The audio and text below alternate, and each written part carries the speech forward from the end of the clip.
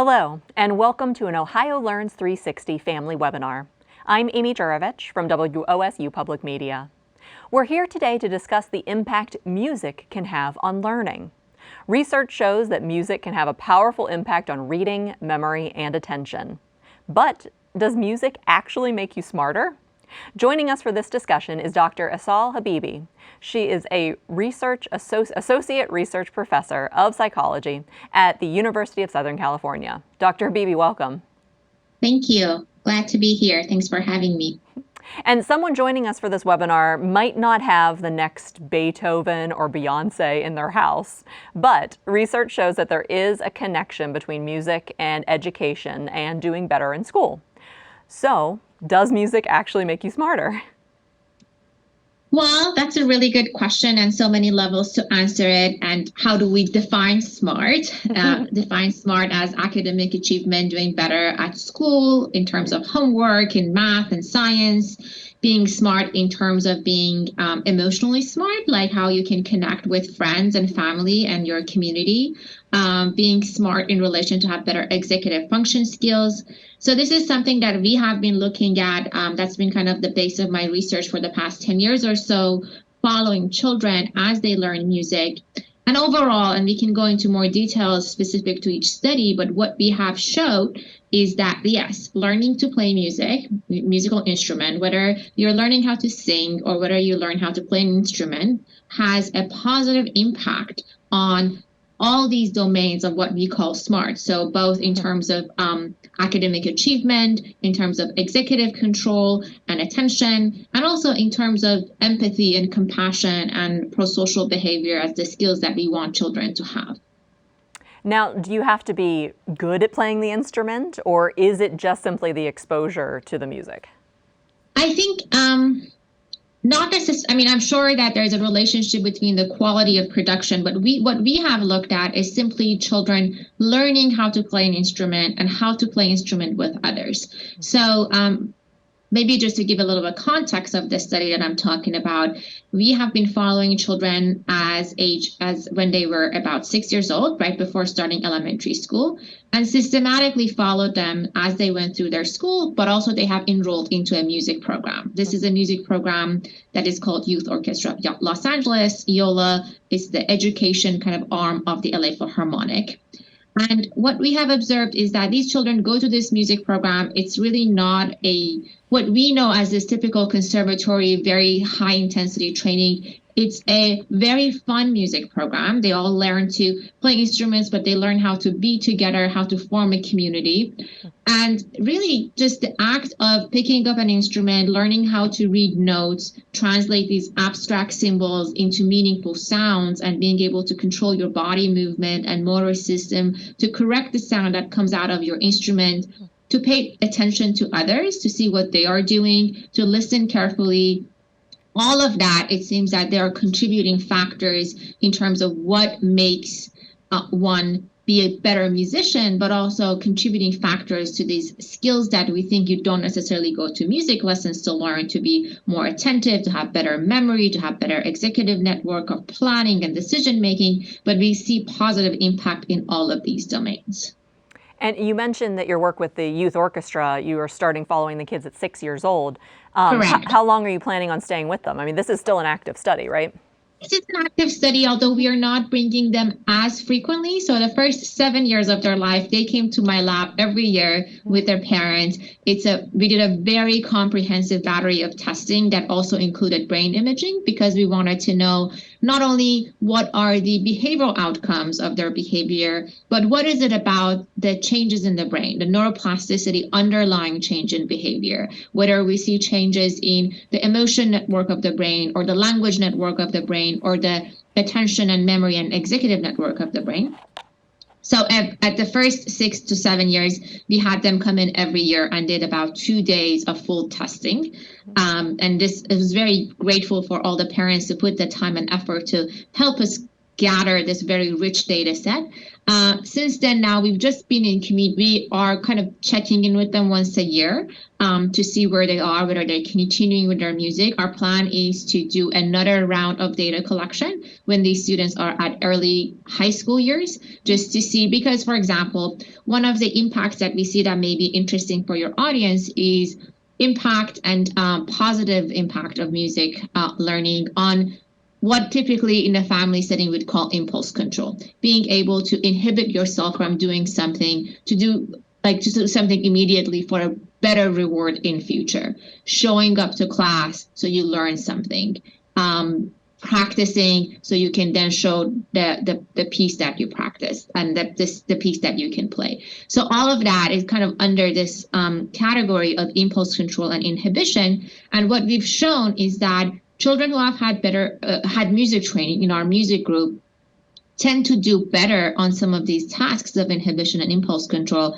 the way we measure it at the lab. And the way we measure it at the lab is through games, similar to maybe some of you have heard about the marshmallow task. So kind of a very similar setting of, do you want an immediate reward now, or can you wait for a better reward in the future? And we have shown that children in the music group tend to wait more and longer for a better reward. But our question is, does this translate to even better inhibition skills when reality of life becomes more important? When you're in high school and you have a choice to go hang out with your friends and skip class versus showing up to class and getting better grades. So our plan of looking at these children in early adolescence is to see whether we see translation of some of these benefits into adolescence and adulthood. Okay, so your research focuses on the influence of music on health and development. That's what you're just talking about, and how music can shape the brain during childhood. Yes. Are you also talking to? Are you following any students who are not in the youth orchestra program? Or are you just looking for? Yes. Oh, okay. Very great question. You're thinking scientifically, because when we look at developmental in general, every child gets better with their memory and language and reading skills. So at the onset of this study, we had 3 groups: a group of children who were enrolled in the music program. We had a control group of active. Those were children who were involved in sports. So these were community sports program, like a soccer or a swimming program. And then we also had a passive control group of children who were not doing any systematic after school enrichment program. Or if they did it, it would be very minimal, not as frequent and intense as the other 2 groups. Now, this was not a randomized control trial. Like, we did not tell them, if you're in the music group, you can never do sports, because that's not ethical in terms of child development. But we monitored them very closely to make sure the number of hours they are in music for the music group, for example, was dominant, or the number of hours they did sports for the sports group was dominant. Most of the changes that we have seen are true between the music group and sports and the control group. So, for example, this inhibition skills, changes that we see in the kind of recruitment of the brain areas that are responsible for decision making were true between when we compared the music to passive control and music to sports.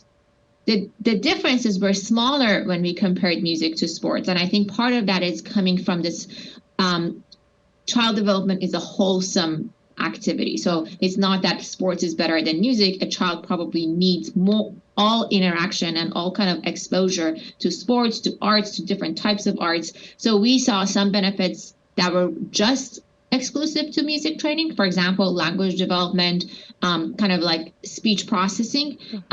But there were also, for example, development of like social skills like empathy and pro-social behavior that we also observed in the children who were in the sports program. And so you're mentioning that you're seeing progress whenever it comes to emotional things and impulse control with the music group.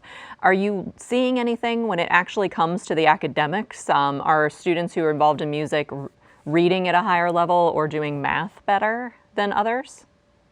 Yeah, so because they were going through different schools, we don't have the same kind of assessment of their academic achievement in relation to, for example, they were not all at the same school, so we would see all of them doing the same math test or English test. However, we have kind of gathered information from their families and their teachers separately. Nothing really measuring directly academic achievement, but we had had evidence from their parents and families that they tend to fit better at school. They attend more classes in their academic program, so the children who were in the music program tend to be more kind of connected with their schooling and their classes, and we are planning to now that they're taking standardized tests as that they get older, to kind of look at as a unifying measure to see whether music training had an impact on it. And are you musically trained? And is a part of the reason you're doing this study because you have the music brain? Yeah. Research is research partly as, yes, I was trained as a classical pianist. And when I went to graduate school and did my doctoral degree, I was very interested because to me, music training brought a community for me, friends that I could play music with. There was a space in it that helped emotion regulation and being able to kind of process things that other things did not allow for it. And also really, I think the discipline that one learns from being a musician and having to really practice and dedicate hours and kind of, you have to go measure by measure until you can get a whole piece done, really helped me as a researcher. So I was always interested to at least provide the scientific link that music education, similar to any type of art education, has to be available to any child, and they could try it and see what they like. And that's, as we talked at the beginning, not everybody is a Beethoven or a Beyonce, but being able to appreciate music and have that space to connect with others through music. Now, the research you've been doing with the Youth Orchestra, I'm assuming this is like an after-school program the parents take the kids to. It's not associated with the school. Do you have any research or insights into if maybe it's not in the capacity of a parent to do a dedicated after-school program like that? What about just having music education classes in your elementary school, or having the opportunity to play in the band or strings at a young age? I'm sure that helps as well. Absolutely. And that's been one of the goals of this research, to show that in relation to policymakers about education and education curricula, that see these after school programs are really powerful in teaching students the skills that we want to teach them. We want our children to be compassionate, empathic, have better impulse control, have better executive network. As a result of this first larger study that we did, we actually have recently designed a new study that look at a series of schools that offer music education as part of their regular schooling program.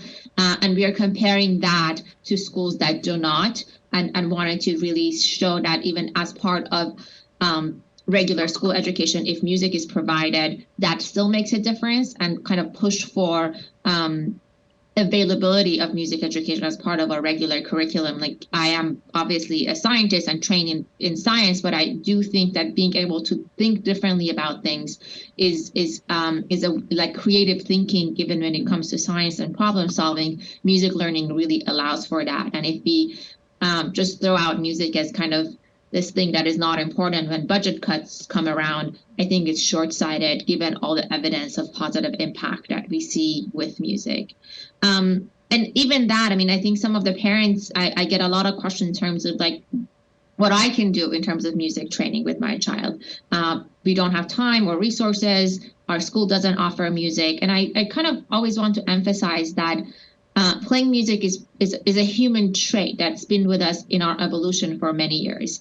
Playing music does not necessarily mean having to be trained at a conservatory. If you are singing together with your child, if you have like a drum circle, if you just have family traditions of like sing-alongs, and you can have like a grandmother teaching a grandchild how to sing a song. These are all practices of music that can help engage a child with like pitch perception and rhythm perception and attention and listening. So not to make the whole story very complicated, but even from early childhood, I believe we can provide such opportunities for children. Now, you just mentioned this, music education, especially at the elementary level, tends to be something that easily gets put on the chopping block whenever there's the time, whenever someone starts talking about budget cuts. They talk about elementary music education, because they keep the band and orchestra in the high school. But what are you seeing that still? Because there's been more and more research over the years of the importance of music. So I feel like districts are trying to hold on to it. Are you seeing that music in elementary schools, is it secure? I think there is a positive trajectory, and I'm hopeful to see. For example, in California, just a few months ago, we voted on having to have music education as part of elementary school curriculum for every public school. So there's more awareness, and that that proposition was brought up because of really 30 to 40 years of research in this domain, because just kind of like understanding that if you can learn how to have better attention and memory skills and how to work with others through something that is joyful like music, it almost feels that why not doing that? We just have to invest at the beginning. Obviously, music takes some investment. Everybody needs an instrument. But the model, for example, of these youth orchestras, that it's a group activity. So there is like one instructor and a few teacher assistants, but you can teach music to 30 kids at the same time in the same room. And not only you teach them music, but you also teach them pro-social skills, cooperation, and having to wait for another and having to take turns. I see some positive changes, at least in the school districts that I know of, that there has been awareness of the importance of music and more opportunities to incorporate that into our curriculum. I hope that we can go back to that baseline, that music education was part of the regular curriculum for every child. And I also want to say that obviously high school and late adolescent is also important for its own trajectory of development.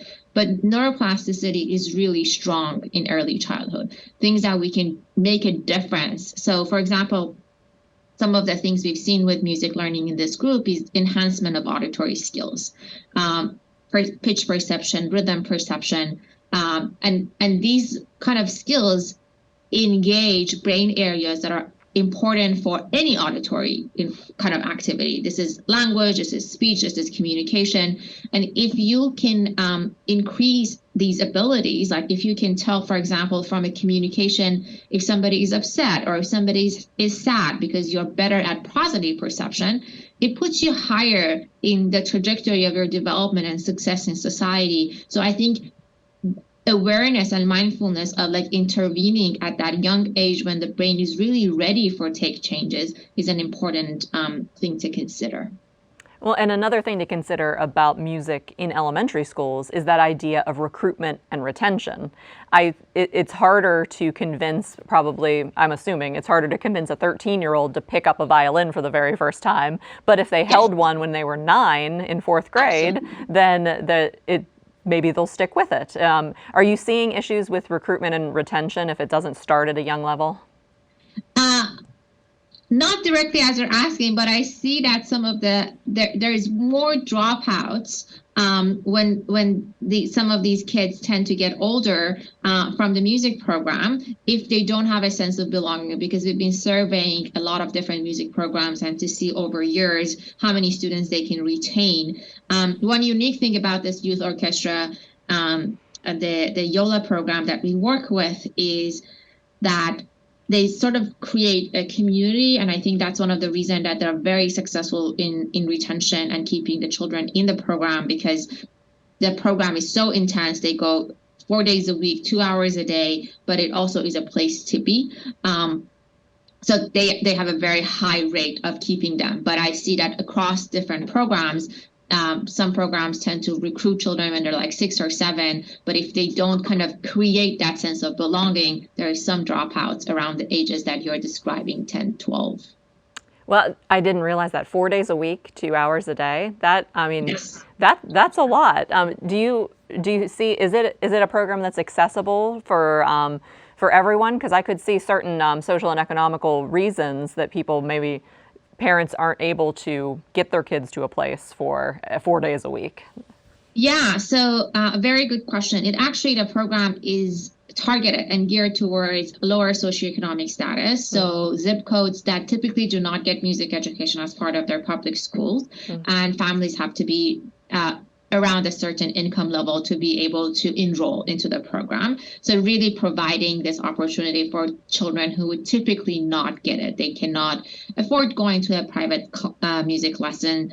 And then they are located within communities. So there is some thoughtfulness around how to organize this so parents can just pick their children up and go to this program. It's just like we live in Los Angeles, and transportation and transit is very complicated, but they mindfully recruit students that live within like 5 miles radius of the program. And the program has really grew. So when we started with them in 2012, I think that was the beginning of their program early on, and they probably had 100 or so students in 3 different locations. And now this program has grown to serving around 1,000 students in city of Los Angeles. And I can imagine, you're in California, but I'm sitting here in Ohio. You mentioned, parents being able to walk to take their kids there, but there's a lot of more rural schools here in Ohio. So that would be the importance of having music education in the school, because the parents have the transportation to get them to school for the school day, but maybe they don't have the transportation to drive them an hour to a private lesson that's in the city or something like that. Absolutely. Yeah. So this new study that I was mentioning that we're now working with, which has the in-school model, is exactly for the same reason, that if we can incorporate that music, then maybe we can even get a larger number of students. Maybe if we can just put it as an elective, a larger number of students, of parents who can typically go to a music program, given the job and demanding hours, then there will be participation through their school program. And I think we can, as parents and families, really advocate for that. Even if there is a way of maybe just like an hour or 2 hours a week. So maybe just starting small and growing. It doesn't, the model that I said, 4 days a week, 2 hours a day, is not the necessary ingredient to see these changes. This is just a model of this program. This was modeled after a method of music education called El Sistema that was developed in Venezuela. And it's kind of a social intervention to help children have ways of better social behavior. But that doesn't necessarily mean everybody needs to get that. I think in a school with a smaller number of students, we can have the insight to start small and then see where that takes us. And as a part of this webinar, families were able to submit questions in advance for our guest today. So we have a question from Becca, and Becca says, my husband and I are both musicians. He plays the drums and is in a band. I played violin in high school, and I learned guitar as an adult. But my 10-year-old has no interest in music. She says it's not her thing. How do I get her to try out lessons, to try something without pushing her away? Well, very good question, especially good coming from musicians. There are 2 things that I think always about what keeps a child interested in music. One is what type of music they're expected to play. I think children would be more open to play music that they know, and I think we as adults can adjust our expectations. So maybe a piece of classical music or rock music or jazz that we enjoy doesn't have the same level of emotional connection for the child. So they can play what they hear on the radio, or their favorite video game tune, or the movie that they like to watch, because that is something that they emotionally connect with. So really making it available, of not limiting the type of music that they're playing, but something that they like, and repertoires that they feel that they're emotionally connecting.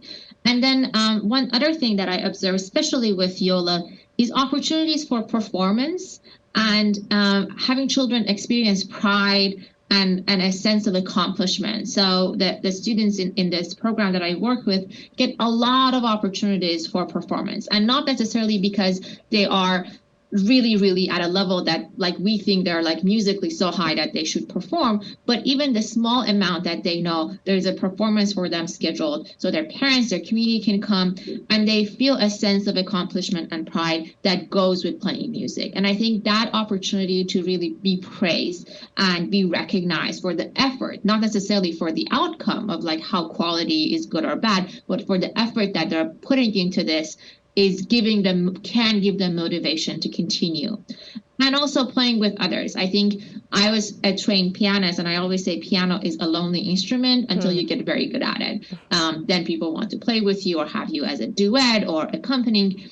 But violin or any string instrument, they're excellent for having group exercises, because at the beginning, you have to really emphasize that emotional and social aspect of music playing until one becomes advanced enough that you actually get a sense of reward from playing music itself. So if you can like maybe pair your child with another person who's playing, another student who's playing an instrument, one plays the drum, the other plays the guitar, there's a play aspect into it that I think could be motivating.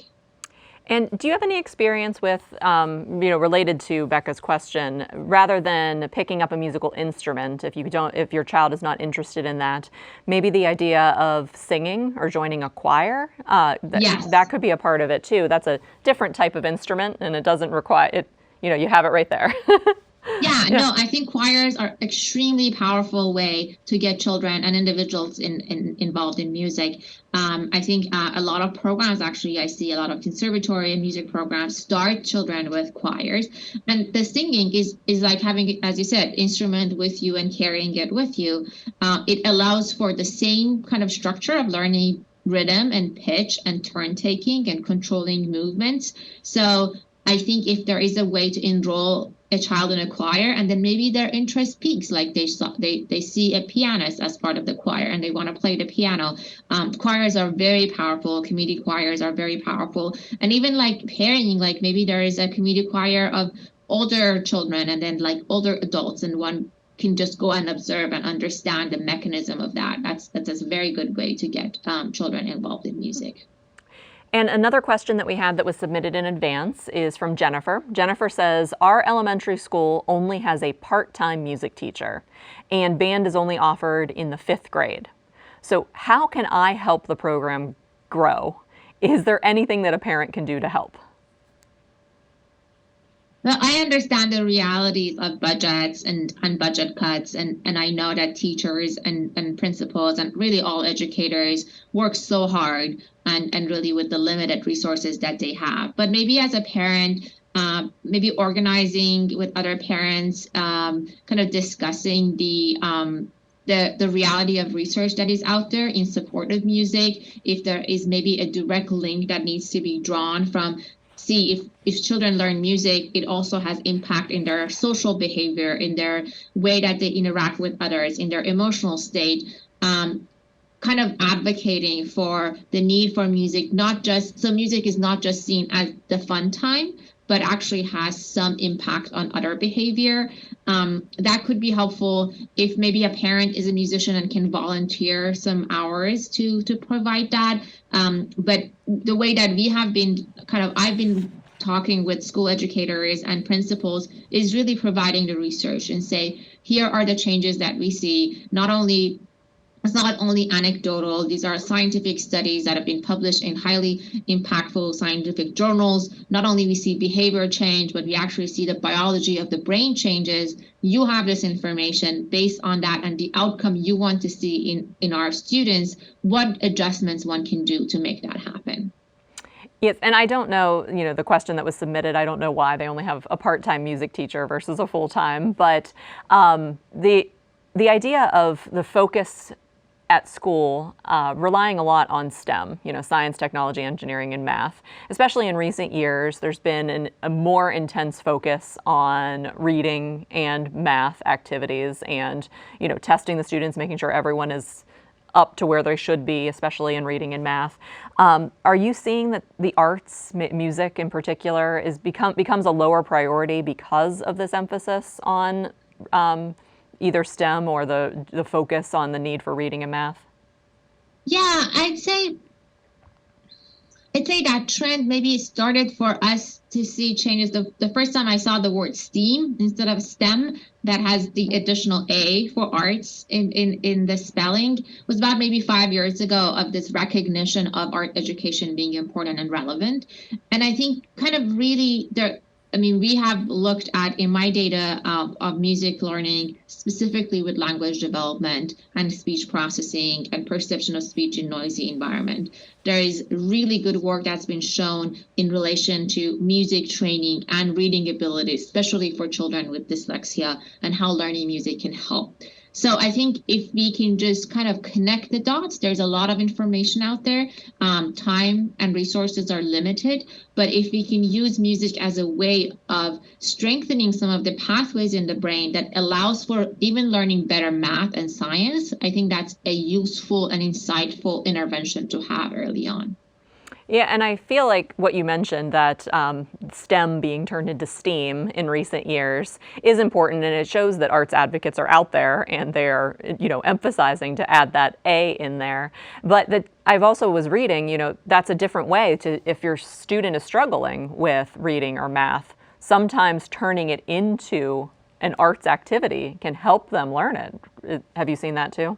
Absolutely. Yeah. So I see that. I know that there is music interventions, especially, as I said, in relation to dyslexia in schools that I've seen. I mean, we know that music therapy can be even used for like speech perception and speech production for children who have had difficulty with communication. So it has to be individualized.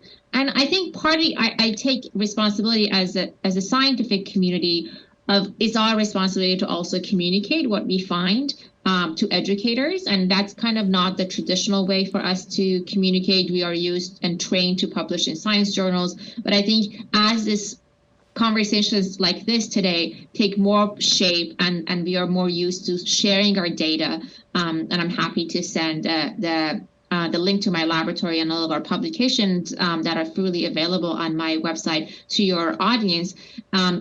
More of these communication, more of sharing that information would allow people to make decisions in terms of including math and including music within the curriculum that is also math and science oriented. Another question that we had that was submitted in advance, Rachel says that my kids are very busy. There are so many activities to be a part of and they want to try them all. How much priority should I give to playing an instrument, keeping up with piano lessons, or playing an instrument in school versus the other activities? Yeah, I would be happy. It'd be nice to have it all. And I said, I mean, from the perspective of like child development, like it's a whole picture. So I'm not going to say prioritize music over sports. What I think is important, especially like I get this question of like, should I have my kids do arts, like visual arts versus theater versus music? And I think just exposing your child to different forms of art or different types of music, and then have them decide at some point they connect, at some point their personality and their emotional states, like this is the thing that works for me.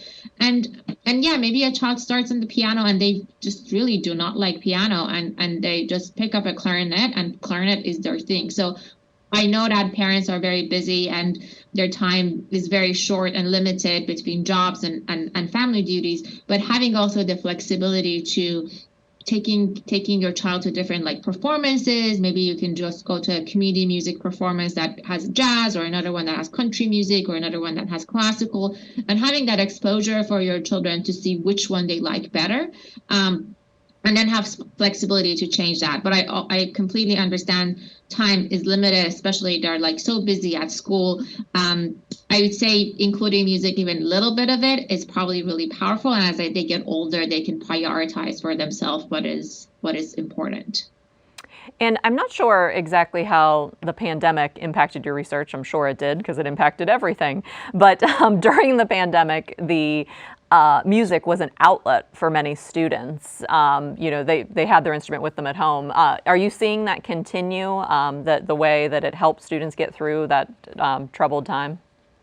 Yeah, that's a very good question and observation. When the pandemic hit, we really didn't know how to continue the research, because we bring children to our center and they go to their music school. What we saw was very interesting, because the ones who were in the music group continued the social relationship that they had with their friends through Zoom music playing sessions. And that was completely organic. We did not ask them to do that.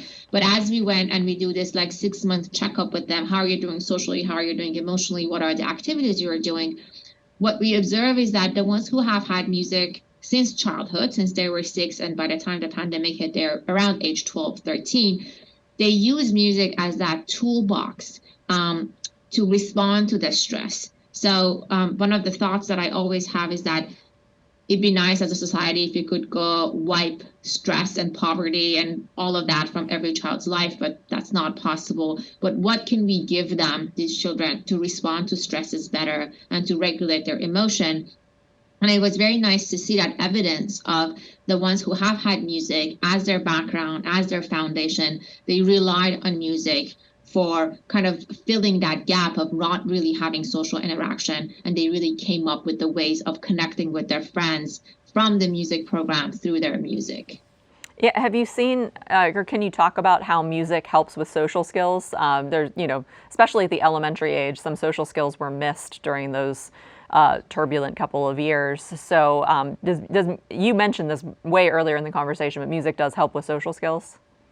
Yeah, so two things that we have looked at are what we call pro-social behavior. And these are behaviors like helping and sharing, and also empathy. So in terms of pro-social behavior, we have showed in our data that children who play music and actually are better synchronized with other ones who are in music. So the more synchronized they are in their instrument, they're more kind of in line with other instruments. They fit better in the orchestra. They tend to do better in tasks that measures helping and sharing. And that's been replicated in many other studies. Even if you measure people who are drumming together, the ones who are at a more synchronized level of drumming with others, they tend to be more kind of like cooperative towards one another. So that's one aspect that we have shown. The parents of children who have had music training reported to us that they were less aggressive and less hyperactive all through elementary years. As the music training went up, the hyperactivity and aggression scores went down. And then we also observe increase in empathy. So being able to share emotional states of another person. And if you think about a musician, especially if you're playing in a band or in an ensemble, you really have to kind of get yourself in tune with the emotional state of the other people. You can't just kind of play your own tune and not pay attention. So we think all that mimicking and mirroring that one does when you're playing with others and you have to follow a conductor and emotionally being in tune really helps with understanding how to take emotional states of others into consideration and do better on tasks that involve empathy. And are you seeing those results with the empathy and the social skills Yeah. right away, or is it over time? Good question. Usually these things, so what we see, the brain changes in the neuroplastic changes in the brain and the correlated behavior. The first changes we see are changes in the auditory system and sound perception, which makes sense because music is a sound-based stimuli. So what we saw changing were auditory skills got better, language skills got better, communication skills got better after about a year of training. For all the other skills that I talked about, executive network, impulse control, empathy, and for social behavior, it took about 2 years of training for us to begin seeing these differences that were significantly from a statistical perspective. So the trends start moving, but we need some time for these kind of networks of the brain to change and kind of absorb the changes that come as a result of music training. Okay, so just a one-off time where, some school districts do arts on rotation. So just having 9 weeks focused on music, maybe not enough. No, I think we need, the brain, especially at that young age, needs continuous and frequent practice of an event to change. And one other thing I did want to ask you about, I was reading about the Mozart Effect. So going a little bit even younger than the elementary school age, but even this like preschool and babies. So the idea that listening to music listening to classical music can help show gains in development. Could you explain the Mozart Effect a little? Yeah, so it's that effect was reported in late 90s, and it became really popular.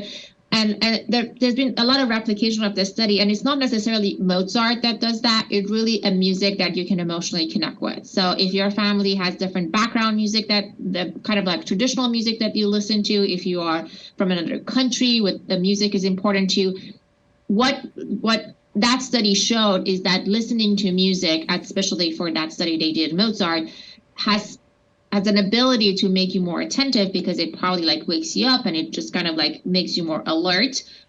So in children, in young children, and following listening to music, they had them do these tasks that involve like cognitive function and problem solving, and the ones who were in the music group compared to nothing did better. But if you just compare music of Mozart to the music that you admire and you like to listen to, you probably see very similar impact. So I guess my suggestion to parents of younger children is to have kind of presence of music at home. I mean, as I said, music is part of our humanity. We listen to music all the time. So introducing your child to the music of your culture, to what is important to you, what you value, moving your child with music. A lot of the Mommy and Me classes is just simple dance movement that teaches a child rhythm, like how to count, how to move to music in a kind of a rhythmic way. So I think just having that awareness and presence of music at a young age at home really tunes our auditory and nervous system to pay attention to changes in the sound environment. And you talked about this before, but can you talk a little bit more about how being a musician can equip a child to deal with stress in a better way? What about playing an instrument? Is it that the instrument calms you, or does it help your brain react differently to the stress? So really a couple of ways, and I think both ways that you said are true. One is we know that music has, like listening to music has a powerful impact on our nervous system and even the stress regulation system. So we tend to, depending on the music that you listen to and the person you are, we know that listening to music can impact our sympathetic nervous system, bring down our blood pressure and kind of like heart rate. So that really helps with calming us down. In terms of the general term that I was saying, it equips you with a way of responding to a stress, is that if learning to play music and belonging to a music, kind of a band or an ensemble or a community or this youth orchestra, I said, provides you a community and an outlet to process your emotions. You play music and you just really pour yourself into like making the music as emotional as it can sound. You connect with friends, you have a safe space to be around them. So it just really provides you a way and an outlet of safety to process your emotion in a way that you cannot maybe process it in relation to the stress. So in the time of the pandemic, these children couldn't go out and be with their friends and really deprived socially. But because they had music playing in common, they really connected with one another on the virtual format to process their emotional distress from the pandemic through music with one another. And we're down to the final 2 minutes that we have. I just wanted to give you a chance if there's anything else about the idea of the importance of music education that I didn't get to touch on that you wanted to add, or even about, as your study continues or the new study that you're going to be starting. Is there anything else you wanted to add? I think you were very complete in asking all the questions. I'm happy to share any data that you would like to see or your audience want to see, but really kind of remembering music is not conservatory level, it's not at orchestra level. Music is part of our life. Singing, dancing to music. We all know how to sing. We all sing in the shower, so we can all sing outside, just not inhibiting ourselves from consuming and practicing music and kind of providing a musical environment at home that allows all family members to engage with it. Okay, well, thank you so much. And this has been an Ohio Learns 360 family webinar. Thank you for joining us. And I want to say thank you to Dr. Assal Habibi. Thank you for joining us for this event. We appreciate your time. Pleasure. Thank you. And please provide your feedback on this topic and help inform future topics by completing a brief survey. The QR code and the link is on our screen right now, and if you're not able to take a photo, the link to the survey will be available in the description online or on YouTube. And if you do take that 5-minute survey, you'll be entered into a drawing for a chance to win a $100 gift card. Thank you to Ohio Learns 360 and the Ohio Department of Education for this event, and thank you to Amy Palermo from WOSU Classroom. And thanks to the television production team here at WOSU for making this event possible. You can watch other webinars in this series and find out more information about upcoming virtual events by visiting our website at ohiolearns360.org. I'm Amy Jurovich. Thanks for joining us, and we'll see you next time.